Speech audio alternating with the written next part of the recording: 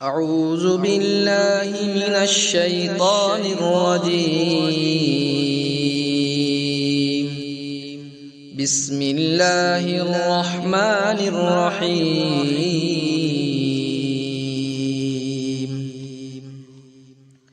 وإذ أخذنا ميثاق بني إسرائيل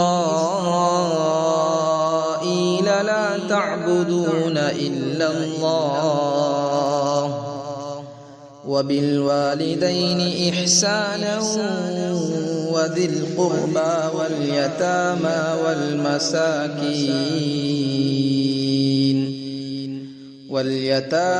والمساكين وقولوا للناس حسنا وأقيموا الصلاة وآتوا الزكاة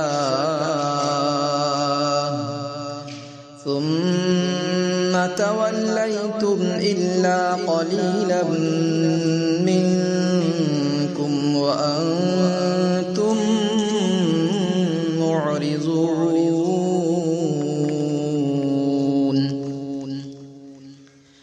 وإذ أخذنا ميثاقكم لا تسفكون دماءكم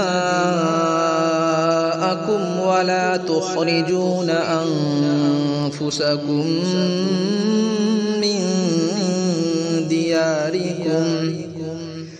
من دياركم ثم أقررتم وأنتم تشهدون.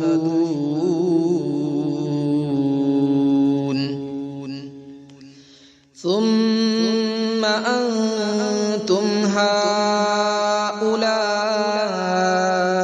تقتلون أنفسكم وتخرجون فريقا منكم من ديارهم تظاهرون عليهم بالإثم والعدوان وإن يأتوكم أسارى تفادوهم وهو محرم عليكم إخراجهم أفتؤمنون ببعض الكتاب وتكفرون ببعض فما جزاء من يفعل ذلك منكم إلا خزي في الحياة الدنيا ويوم القيامة يردون إلى أشد العذاب وما الله بغافل عما تعملون. أولئك الذين اشتروا الحياة الدنيا بالآخرة فلا يخفف عنهم العذاب ولا هم ينصرون. ولقد آتينا موسى الكتاب وقفينا من بعده بالرسل وآتينا عيسى ابن مريم البينات وأيدناه بروح القدس أفكلما جاءكم رسول بما لا تهوى أنفسكم استكبرتم ففريقا كذبتم وفريقا تقتلون. وقالوا قلوبنا غلف بل لعنهم الله بكفرهم فقليلا ما يؤمنون. ولما جاءهم كتاب من عند الله مصدق لما معهم وكانوا من قبل يستفتحون على الذين كفروا فلما جاءهم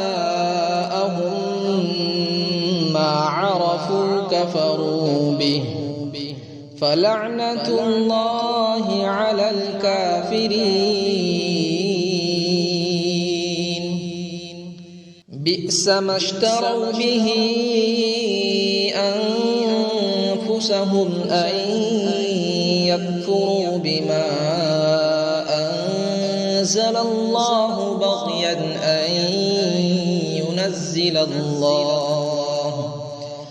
أن ينزل الله من فضله على من يشاء من عباده فباءوا بغضب على غضب وللكافرين عذاب مهين. وإذا قيل لهم آمنوا بما أنزل الله قالوا نؤمن بما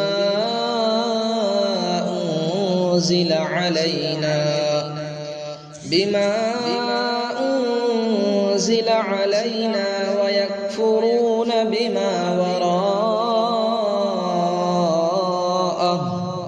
وهو الحق مصدقا لما معهم قل فلم تقتلون أنبياء الله من قبل إن كنتم مؤمنين ولقد جاءكم موسى بالبينات ثم اتخذتم العجل من بعده وأنتم ظالمون وإذ أخذنا ميثاقكم ورفعنا فوقكم الطور خذوا ما آتيناكم بقوة واسمعوا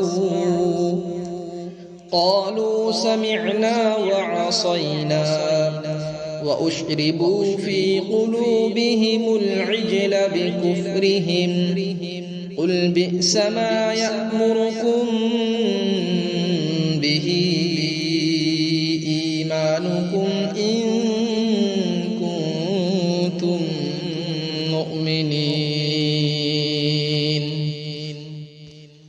قل إن كانت لكم الدار الآخرة عند الله خالصة من دون الناس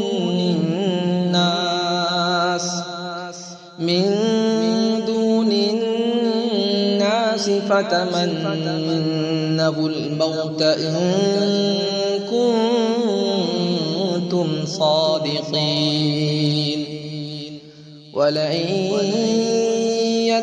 يتمنوه أبدا بما قدمت أيديهم والله عليم بالظالمين ولتجدنهم أحرص الناس على حياة ومن الذين أشركوا يود أحدهم لو يعمر 1000 سنة وما هو بمزحزحه من العذاب أن يعمر والله بصير بما يعملون صدق الله العظيم.